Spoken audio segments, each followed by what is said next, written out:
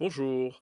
Je voudrais vous proposer une petite réflexion à la suite d'une vidéo de José Leroy qui s'appelle L'éveil supprime-t-il le moi, qui est excellente et que je vous conseille d'aller voir parce que c'est très éclairant et c'est très bien fait.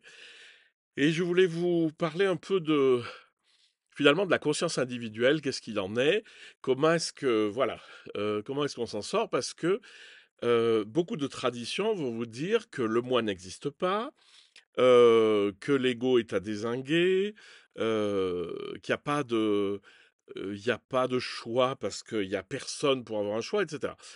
Or tout ça, quand vous l'écoutez, vous vous rendez compte que c'est assez loin de votre expérience habituelle.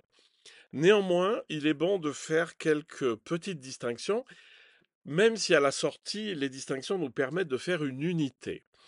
Alors, pour le moi individuel, vous avez plusieurs expressions. Vous avez le moi, vous avez le je, vous avez l'ego, vous avez l'individualité, vous avez la conscience individuelle, etc. Euh, la distinction à faire, la première distinction à faire toute simple, c'est celle que fait José et qui est très juste, c'est que lorsqu'on fait l'expérience de l'éveil, c'est-à-dire où toute la conscience est ouverte et où d'un seul coup, il n'y a plus de mental, il n'y a plus de travail mental parce que finalement tout est ouvert et tout est accueilli. Et finalement, j'ai l'impression d'être dissous dans le monde. Enfin, c'est-à-dire que c'est ce qu'on appelle vraiment le samadhi, c'est-à-dire le fait d'être juste en contemplation dans le monde. Je suis plus ni Laurent, ni vieux, ni jeune, ni français, ni allemand, ni quoi que ce soit. Et c'est cette expérience d'ouverture et où comme dirait Maître Eckhart, de profond oubli de soi-même. Mais ce qu'il faut bien comprendre, c'est que ça dure pas l'éternité. C'est-à-dire que vous avez ces moments qui sont des moments vraiment très justes et vous pouvez pas les louper parce que vous pouvez pas vous tromper, vous pouvez pas être dans l'illusion. À partir du moment où vous êtes dans l'accueil du réel absolu, vous êtes ouvert, ouvert, ouvert, et puis vous vous rendez compte il y a pas de moi-je qui traîne là au milieu. Ça, c'est une expérience que vous pouvez faire et qui porte sa propre preuve.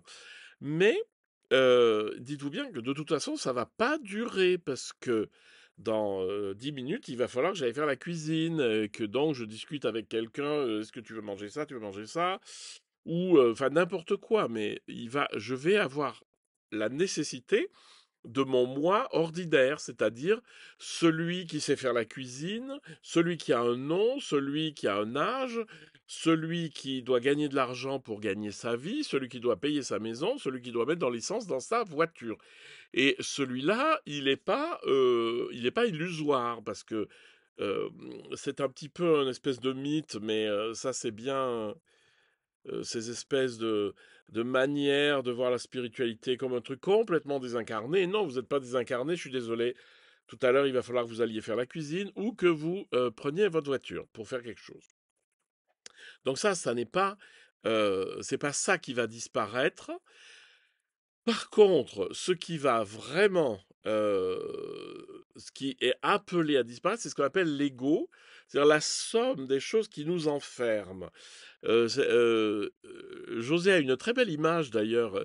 Il dit, alors il parle du moi comme une vague sur l'océan, et que finalement l'ego, ça serait la vague qui se prendrait pour l'océan.